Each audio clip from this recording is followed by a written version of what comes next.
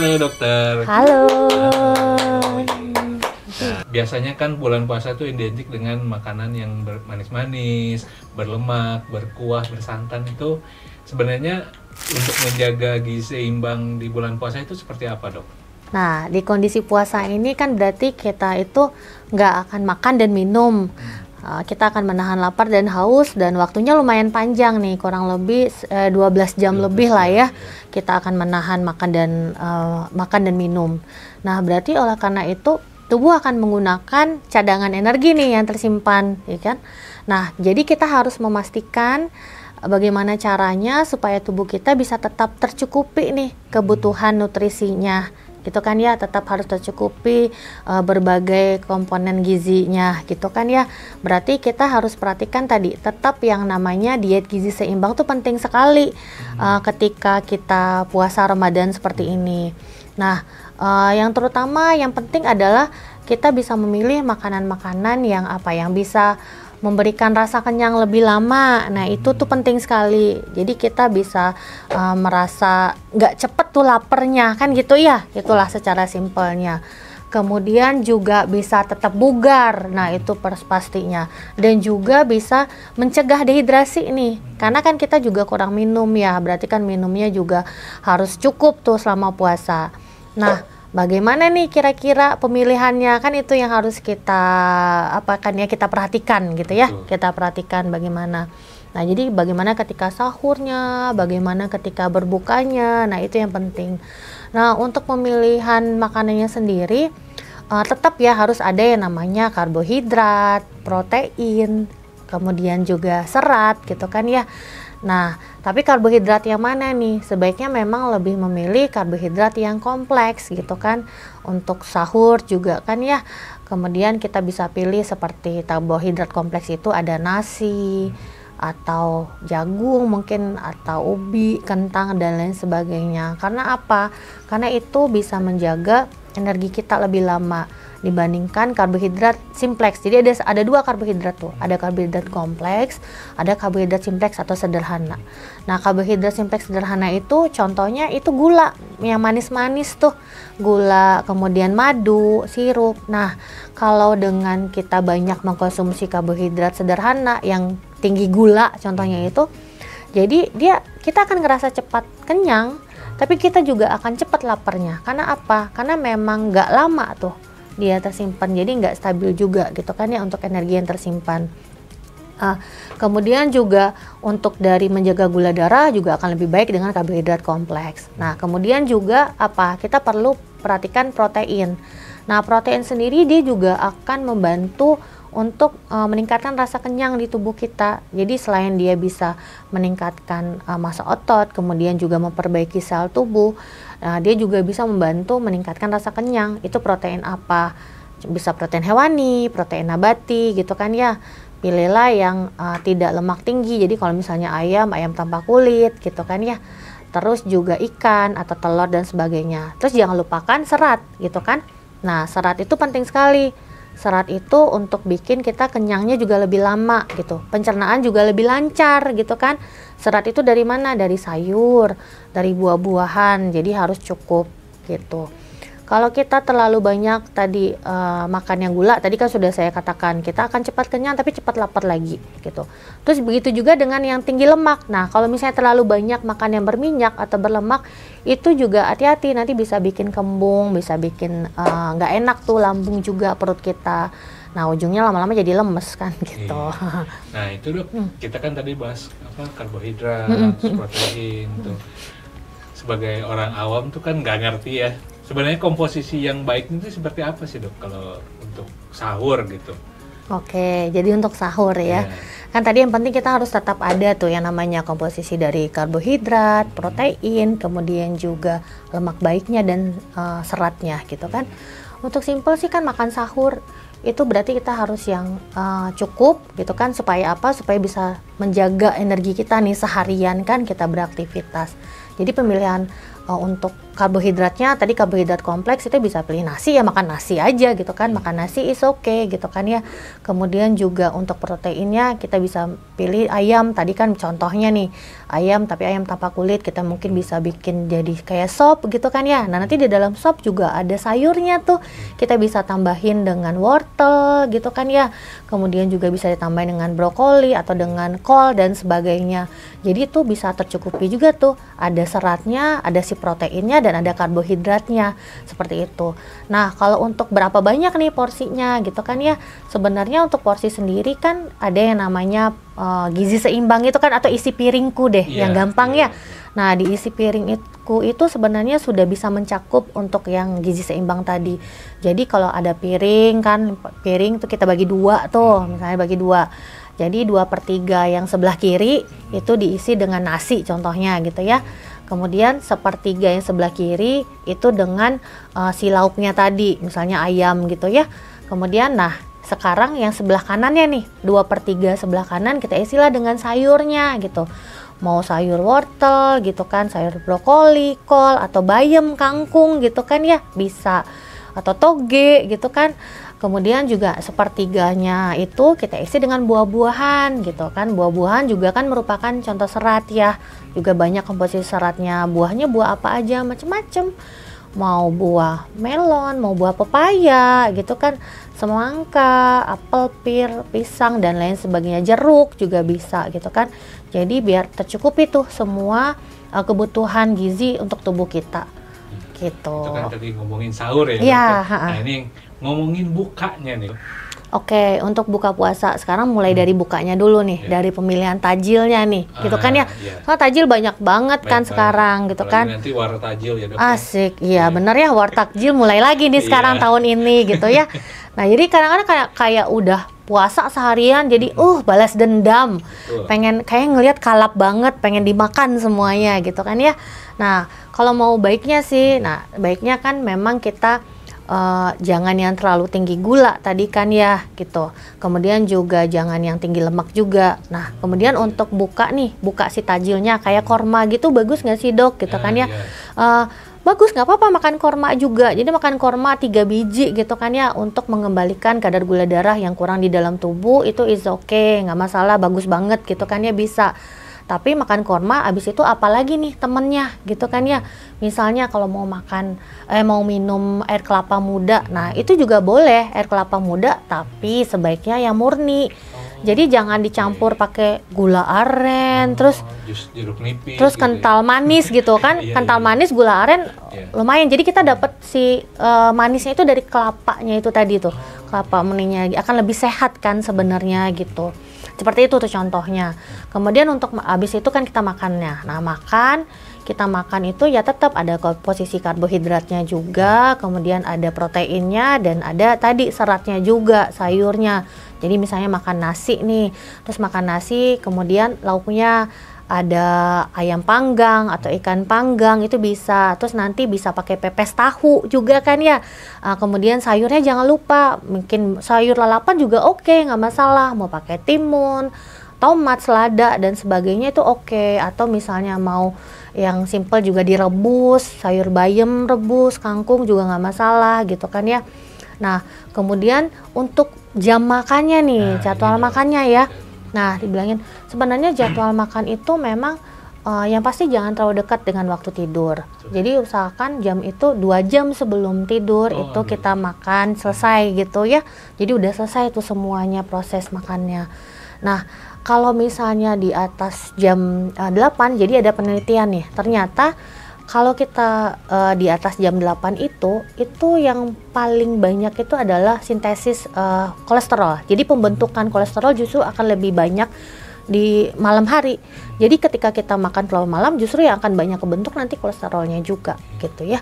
Jadi makanya sebaiknya tadi jangan terlalu malam. Jadi kita makan tajil gitu kan ya, buka tajil, terus sholat maghrib boleh gitu. Habis sholat maghrib ya makan aja, makan nasi gitu. Nah terus biasanya kan sholat biasanya jadi ngantuk dok sholat tarawehnya. Nah makanya itu tadi yang kita bilang, jadi yang bikin ngantuk itu terlalu banyak glukosanya itu loh, terlalu banyak gulanya. Jadi yang pemilihan itu adalah karbohidrat kompleksnya, kemudian juga seratnya. sama proteinnya. Jadi jangan terlalu tinggi gulanya, karena itu juga nanti yang gampang bikin ngantuk. Terus dok, biasanya abis tarawih suka lapar nih dok, gitu kan ya, gitu kan ya. It's okay sebenarnya abis tarawih ada yang namanya snacking juga kan abis tarawih. Jadi biasanya kita snacking di sore hari kalau misalnya nggak puasa nih. Nah sekarang kita pindahin tuh ke abis tarawih, tapi pilihan snackingnya apa dulu gitu kan ya. Jangan snacking berat gitu, sebaiknya kalau mau yang sehat. Contohnya apa, misalnya makan buah lagi gitu kan. Buah boleh banget kan makan buah. Terus buahnya tadi kan banyak contohnya. Kemudian mau ditambahin pakai kacang-kacangan juga boleh kayak gitu. Atau minum air kelapa muda lagi boleh gitu kan ya. Bagaimana nih dok kalau misalkan yang kurang berkecukupan nih dok, misalkan saya cuma bisa makan nasi doang gitu, itu seperti apa dok biar mencukupi gizinya nih selama bulan Ramadan nih? Jadi sebaiknya kan memang karbohidrat itu yang karbohidrat kompleks yang saya bilang tadi ya, jadi nasi gitu ya, makan aja nasi gitu kan ya. Kalau mie kan dia juga karbohidrat tapi karbohidrat olahan, jadi basicnya adalah tepung ya sebenarnya. Kalaupun misalnya memang harus terpaksa gitu kan ya, makan mie itu tetap harus ada tuh proteinnya, jadi usahain tetap ada proteinnya. Telur aja misalnya, makan telur gitu kan ya, pakai telur dimasukin, terus jangan lupa campurin pakai sayur kayak wortel aja gitu kan ya, atau yang gampang kalau mau digodok gitu kan, bonteng dengan timun juga bisa kan gitu sebenarnya. Jadi misalnya makan nasi bikin pakai telur, atau misalnya pakai tahu tempe gitu kan ya, terus tambahin juga si sayurnya tadi. Mau yang simple makan timun aja itu juga termasuk dari sayur, dari serat gitu. Jadi nggak harus daging gitu. Enggak, terus ya. enggak harus. Jadi kan pemilihan protein itu macam-macam kan ya. Telur bisa. Terus itu protein hewani ya. Protein hewani itu telur, terus ayam. Ayam sebaiknya tanpa kulit, karena di kulit itu lemaknya tinggi banget. Terus juga ikan apa aja, mau ikan laut, mau ikan tawar gitu kan. Ikan laut contoh kembung, tenggiri dan segala macem gitu kan. Kalau ikan tawar bisa ikan mas gitu kan, ikan mujair, terus ikan lele, terus kan bahkan ikan teri sekalipun tuh kan juga masuk ya protein masuk juga ya kan. Walaupun gitu kecil ya? Iya gitu kan. Jadi masuknya bisa, dan itu kecil-kecil itu ada kandungan omega 3 juga loh gitu di dalamnya. Ada kalsiumnya juga kan di dalamnya gitu. Jadi penting banget. Jadi bisa berbagai macam. Kemudian juga ya daging bisa juga kalau memang ini. Terus juga protein nabati, ada tahu kan, ada tempe gitu bisa, atau kacang-kacangan kayak kacang merah gitu juga bisa. Pilihannya banyak ya dok, betul, ya bisa betul. Apa aja, asalkan mau ya. Nah intinya itu asalkan mau, ada dari dalam diri tuh ada niat dan motivasi sih. Jadi kalau malas juga sebenarnya banyak warteg-warteg yang buka malam-malam ya. Setuju sih. Sebenarnya saya juga suka ngelihat di warteg-warteg ya. Sebenarnya untuk yang simple nih, kita bisa di warteg itu pemilihannya lumayan banyak. Jadi kan pesan nasinya nih, karena nasi. Terus proteinnya kan banyak di sana, pilihan lauknya ya. Ada ikan, ada telur gitu kan, ada tahu, tempe dan segala macam. Terus jangan lupa ada sayurnya juga yang harus gitu kan. Jadi simple kan, maksudnya nggak ribet gitu. Yang buat yang malas masak gitu ya, bisa ke warteg gitu ya. Malah jadi promoin warteg gitu ya. Jadi promo warteg dibayar bapak gitu. Jadi duta warteg nanti ya. Oke, saya pernah baca nih katanya kalau buka puasa itu makan kurma itu jumlahnya harus ganjil. Nah, itu benar nggak sih dok? Itu sebenarnya kalau dari segi nutrisi sih sebenarnya lebih ke semakin banyak ya berarti semakin tinggi kandungan gizinya gitu kan ya. Cuman harus ganjil atau enggak itu lebih ke bagaimana di agama sih sebenarnya kan ada memang yang disunahkan harus ganjil seperti itu.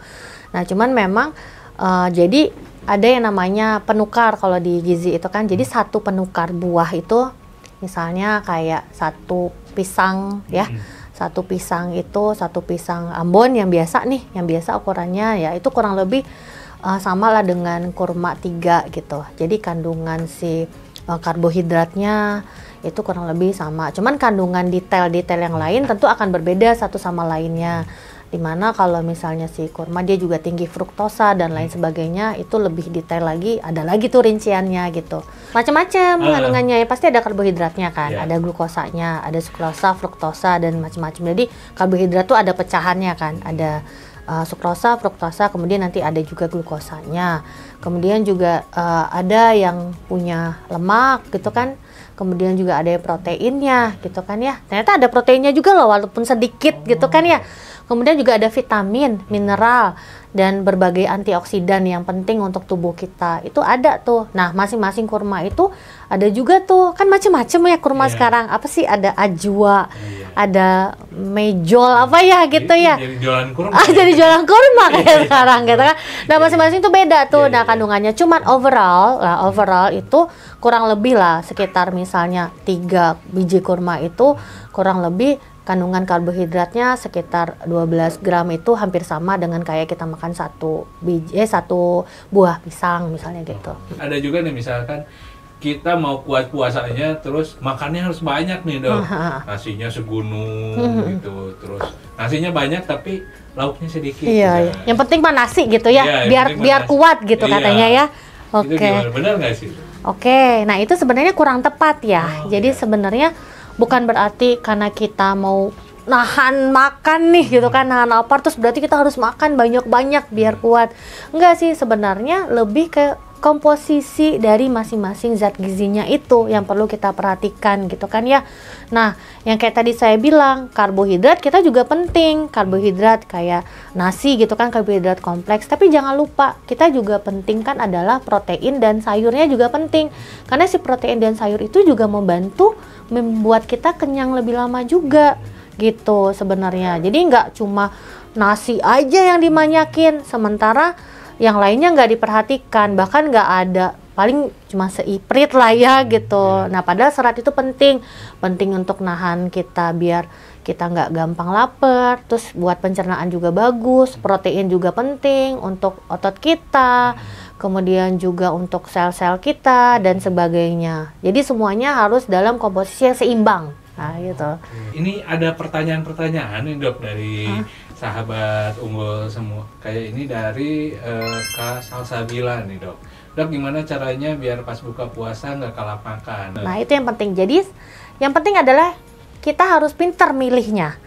Jadi kita harus pintar pilihnya. Pilihlah ketika kita mau buka puasa tuh, pilihlah makanan yang pertama yang nggak tinggi gula. Nah, itu yang nggak tinggi gula.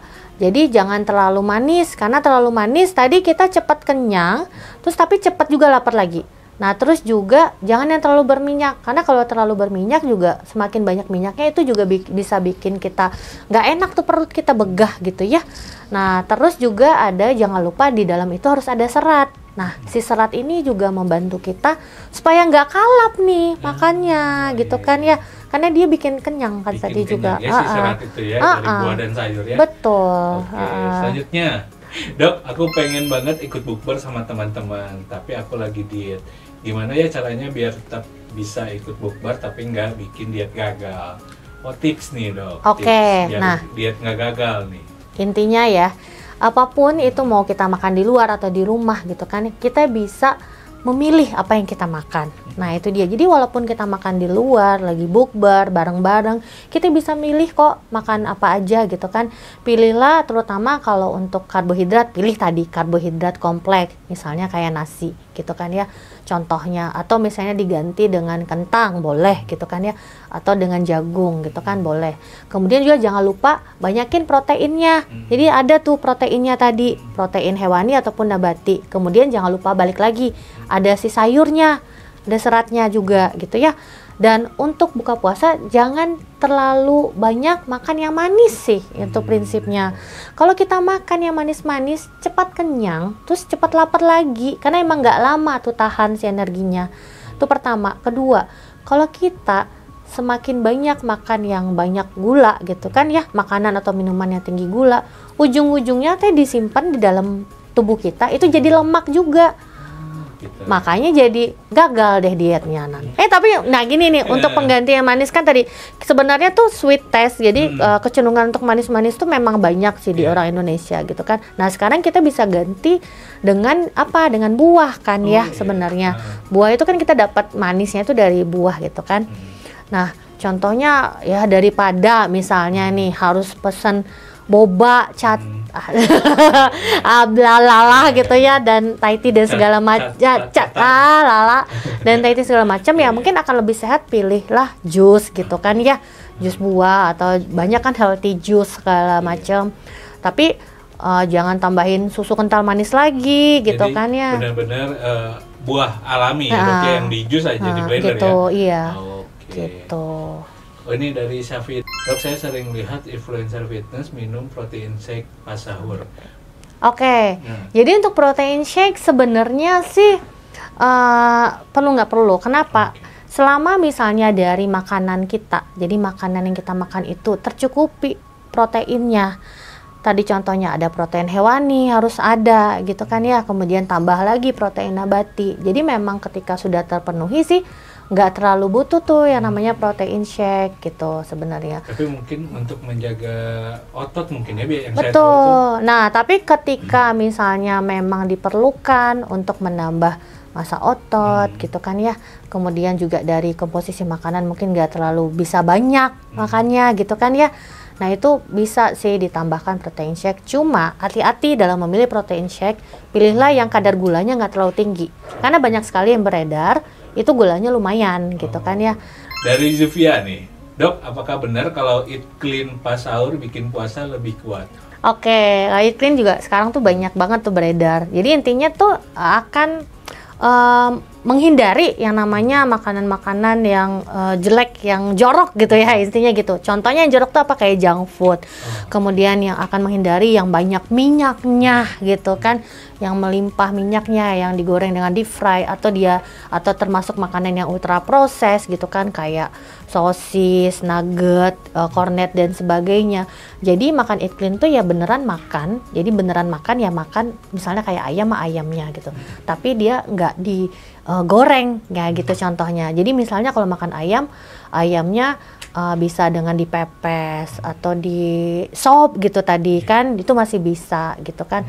Terus juga makan ikan juga kayak gitu, makan ikannya juga nggak digoreng gitu kan. Terus bisa dibikin sop ikan gurame atau segala macam, atau pepes ikan kembung dan macam-macam. Jadi lapar ya gitu. Terus terus juga, nah jadi bikin bener kan kalau dibilangin lebih baik gitu kan, iya bener, setuju sih aku gitu kan, lebih baik lagi. Karena apa? Karena tadi dia si lemaknya akan kurang gitu kan ya.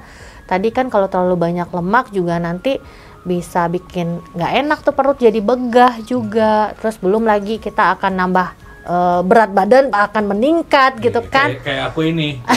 Aku nggak bilang loh. Nggak bilang loh. Tapi ngeliatnya ke aku. Terus makan nasi gitu kan, nasinya ya nggak nasi kuning, nggak nasi uduk, nggak nasi liwet dan segala macam, jadi nasinya nasi putih gitu kan. Kalau nasi uduk, nasi kuning kan lumayan, nambah lagi lemaknya gitu kan. Pakai nasi padang ya? Pakai kuah-kuah santan dan segala rupa gitu kan ya. Terus sayurnya harus ada ya. Sayur juga, sayurnya bisa direbus, dikukus. Jadi benar-benar clean tuh, makanan bersih gitu kan ya. Jadi dia akan mengurangi yang minyak-minyak segala rupa. Kan yang lagi rame sekarang tuh kemarin itu namanya air fryer nih. Oh iya. Nah itu gimana nih dok? Boleh nggak? Itu kan nggak pakai minyak dok. Oke, air fryer sih sebenarnya nggak masalah ya. Oh, iya? Bisa jadi pilihan sih sebenarnya. Cuman banyak yang orang bilang, dok, ada juga tuh yang bilang katanya bisa karsinogenesis gitu ya. Ada kandungannya gitu kan ya. Tapi ternyata dari jurnal yang pernah saya baca gitu kan ya, dapatkan ternyata tuh enggak gitu kan, aman. Justru bahkan jika dibandingkan dengan makanan yang ultra proses, yang diproses dengan digoreng, maksudnya deep fry kemudian dengan high temperatur gitu kan, dia udah deep fry high temperatur ya, contohnya junk food lah ya gitu. Nah itu justru lebih akan tinggi resikonya yang itu gitu, akan lebih tinggi kandungannya yang itu. karsinogennya gitu. Jadi untuk air fryer masih aman, masih bisa jadi pilihan sebenarnya. Justru yang perlu kita hindarin tadi itu kan yang dia digoreng dengan ya deep fry, udahlah minyaknya melimpah ruah, terus dengan suhu yang sangat tinggi kan ya nggak boleh lah kan kita sebut merek ya, tapi contohnya itulah French fries misalnya segala macam itu kan lumayan minyaknya banyak gitu kan. Terus ya tadi ayam goreng yang itu gitu kan banyak gitu kan. Puasa tuh kita bikin suka lemes gitu ya dok, yang mager gitu ya. Mager, gampang ngantuk, itu pengaruh nggak sih dari kita sering berolahraga atau enggak? Nah di bulan puasa ini boleh nggak sih dok olahraga? Untuk bulan puasa gimana dok gitu kan? Biar tetap fit dok nih. Betul. Jadi ya walaupun bulan puasa kita tetap harus ada yang namanya aktivitas untuk tetap fit dan bugar saat puasa. Jadi jangan mager tuh. Nah untuk sebaiknya sih olahraga bulan puasa itu tetap harus dijalankan. Untuk waktunya sebenarnya yang baik itu adalah ketika sore hari tuh. Misalnya sambil ngabuburit deh gitu kan ya, sambil ngabuburit nunggu waktu buka itu bisa dengan berolahraga. Itu kan dapat 30 menit aja. 30 menit dengan jalan cepat misalnya atau sepedaan gitu ya. Itu bisa banget gitu kan ya. Nggak harus yang berat ya dok olahraganya? Nggak cukup dengan, sebenarnya pun di sehari-hari nggak kita puasa pun juga kita kan tetap harus bergerak ya. Minimal tadi 30 menit setiap hari gitu kan ya, 30 menit 5 kali seminggu lah minimal. Itu apa? Contohnya yang latihan kardio nih. Latihan kardio ini penting karena apa? Kardio itulah nanti dia akan menurunkan massa lemak gitu. Contohnya jalan cepat, sepeda gitu kan. Nah pas bulan puasa ini juga tetap dilakukan tapi sebaiknya di sore hari gitu kan. Sore hari atau kalau misalnya nggak sore sih bisa juga abis tarawih juga bisa gitu kan ya. Supaya apa, kalau terlalu pagi itu nanti takutnya lemes gitu. Karena kan kita olahraga kan kebuang energi, sementara kita pengen energi itu bisa tersimpan sepanjang hari. Tapi kalau udah sore, nah sore kan udah dekat dengan waktu buka gitu kan ya. Terus juga akan lebih bagus untuk makin ngebakar tuh massa lemak kita. Begitu juga kalau tarawih, habis tarawih juga oke, nggak masalah. Jadi tetap biar kita tetap fit, tetap bugar gitu. Karena kalau mager ya udah yang ada makin lemes, percaya deh gitu. Jadi malah ngantuk ya.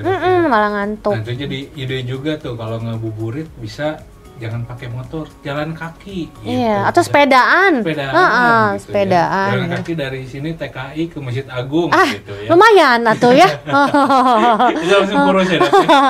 Okay. Terus nyampe sana udah tepar. Untuk menjaga tubuh tetap fit itu dari mana lagi dok? Ada lagi nggak dok? Oke, nah yang penting itu adalah kita juga harus jaga hidrasi. Nah tadi kan ya jaga hidrasi, jadi jaga cairan tubuh tetap harus cukup tuh, harus tercukupi. Kan kita puasa, jadi pasti yang namanya minum kurang kan, tapi kita bisa siasati gitu kan ya. Minimal tuh sehari untuk kita yang dewasa nih, bisa dapat 8 gelas sehari aja. Jadi contohnya gimana? Pas kita sahur itu bisa 3 gelas gitu. Sahur 3 gelas. Terus pas kita buka gitu kan ya, itu 3 gelas lagi gitu kan. 3 gelas itu kan maksudnya bisa sebelum makan tuh sama setelah makan ya, include lah ya. Nah nanti 2 gelas lagi setelah kita sholat tarawih gitu kan ya, sebelum tidur sholat tarawih. Dapat tuh minimal 8 gelas deh. Oke, video yang pertama. Waduh, apa nih? Cantik ya. Oh iya. Sangat fatal. Berbuka puasa dengan manis-manis. Oke. Manis berlebihan berisiko penyakit jantung, kencing manis, jerawatan. Manis buah dan smoothies. Oke. Kayaknya ini dokter kulit ya? Iya, kayaknya sih estetik gitu ya kayaknya. Ya, kelihatan ya. Nah itu seperti apa dok? Betul nggak dok? Untuk video yang pertama saya setuju banget, itu betul banget. Tadi kan kita udah banyak yang ngebahas gimana kalau kita harus minimalisir yang tinggi gula, yang terlalu manis, jadi yang manis berlebihan. Karena apa? Karena nanti cukup drastis naikin gula darah, kemudian dia juga nggak lama tuh energinya gitu kan ya. Kita cepat kenyang, terus juga cepat lapar lagi jadinya. Terus ujung-ujungnya juga tadi resiko yang disebutkan diabetes bener banget, sakit jantung bener banget, stroke ginjal juga bener banget. Gitu, setuju sih aku. Jerawatan juga bener, bisa tinggi gula karena gula. Jadi pilihnya yang manis alami ya, dari mana? Dari buah tadi gitu kan. Dari kelapa juga bisa. Ya, Iya, berarti walaupun kontennya joget-joget, tapi ini mengedukasi. Iya, ini benar, isinya benar nih, setuju. Pertama, yang bikin 4 kesalahan saat sahur yang bikin gula darah naik. Pertama, piring nggak berwarna. Perhatikan asupan dengan cara membuat piringmu berwarna. Ngerti nggak maksudnya piring nggak berwarna? Piringnya harus yang warna merah gitu dok, hijau gitu dok. Harus ini warna-warni gitu ya? Gitu, dok. Ada batiknya gitu. Gimana ini dok? Nggak ngerti ini. Oke, ini nggak ngerti maksudnya apa. Oke, jadi maksud dia adalah piring nggak berwarna. Jadi maksudnya kita harus warna-warni di dalam piring. Warna-warni itu apa? Maksudnya itu adalah sayur dan buah. Sayur. Jadi sayur dan buah. Jadi si sayur dan buah beraneka ragam yang warna-warni bervariasi karena apa? Karena bisa menambah vitamin, mineral, serat dan sebagainya.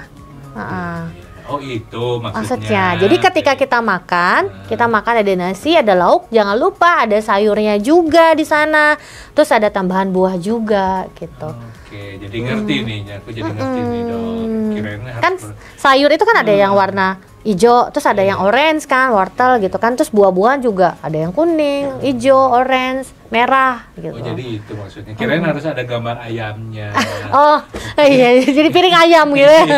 Kedua apa nih? Karbohidrat dan proteinnya masuk nggak seimbang. Nah balik lagi tuh, kan tadi sesuai juga dengan pembicaraan kita bahwa kita harus gizi seimbang gitu kan. Berarti komposisinya harus yang seimbang, karbohidratnya, proteinnya, seratnya. Jangan banyakkan karbohidrat doang. Kayak tadi nasinya banyak segunung gitu kan ya, tapi proteinnya dikit gitu ya. Terus seratnya nggak ada, sayurnya nggak ada, nggak berwarna tuh, berarti nggak seimbang dong.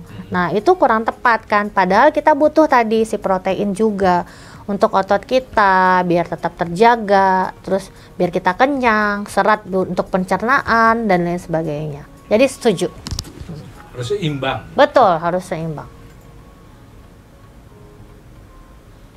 Minum jus kemasan agar praktis kalau misalnya sudah mendapatkan gula tambahan. Nah ini yang tadi dok ya, komposisi ya dok ya. Oke, komposisi. Iya, balik lagi ke komposisi.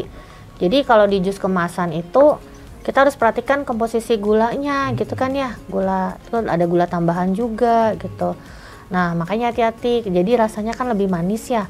Kalau mau dibilang bagus ya mending yang alami ya sebenarnya gitu. Ada batasan nggak sih dok minuman harus berapa gram gula sih?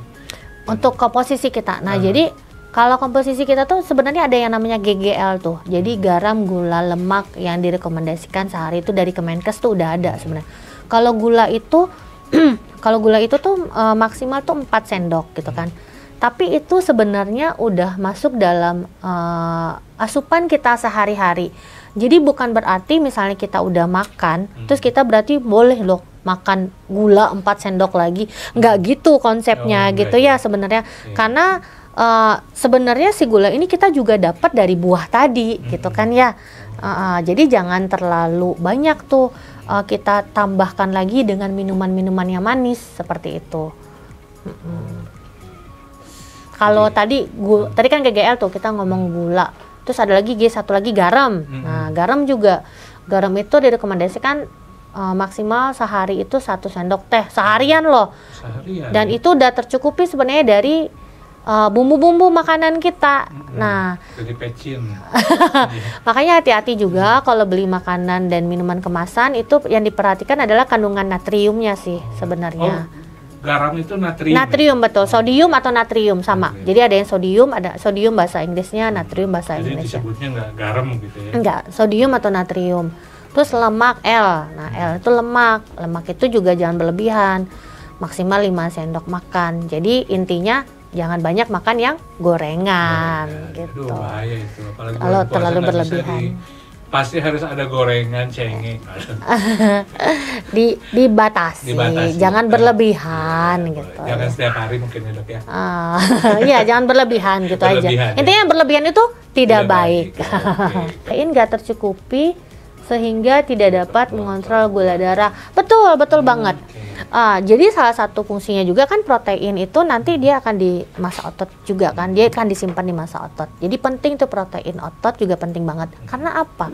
Karena ternyata protein otot ini dia juga bantu ke kadar gula darah. Dia juga bantu kerjanya si insulin. Jadi ada namanya hormon insulin. Hormon insulin itulah yang ngatur jaga gula darah kita. Terus hormon itu juga lah yang nanti bikin gula darah kita tuh ditransport ke semua sel-sel kita, ke semua jaringan tubuh kita. Nah, itu kerjanya bagus kalau proteinnya cukup. Gitu. Ini insight baru kan ya. Jadi penting tuh. Jadi nggak cuma sekedar hanya masa otot nambah, terus juga hanya bikin kenyang, terus nambah otot doang. Enggak, ternyata ada lagi di balik itu bisa manfaatnya. Gula darah. Ya. Ada nggak yang ingin sepatah dua patah kata yang ingin disampaikan ke sahabat unggul di rumah nih? Oke, baik. Untuk sahabat unggul semuanya, jadi kita dalam menghadapi puasa Ramadan ini tentu pengen tubuh kita tetap sehat dan bugar ya. Jadi yang penting kita perhatikan adalah bagaimana pola makan kita. Pola makan yang harus dijaga dengan gizi seimbang tadi. Perhatikan pemilihan dan komposisi dari karbohidratnya, proteinnya, juga lemaknya, serta seratnya harus cukup. Selain itu juga jangan lupa jaga hidrasi tubuh dengan minum air minum secukupnya minimal 8 gelas sehari gitu kan ya. Kemudian juga aktivitas, tetap aktif, bergerak, bisa olahraga di sore hari sambil menunggu buka puasa atau setelah tarawih.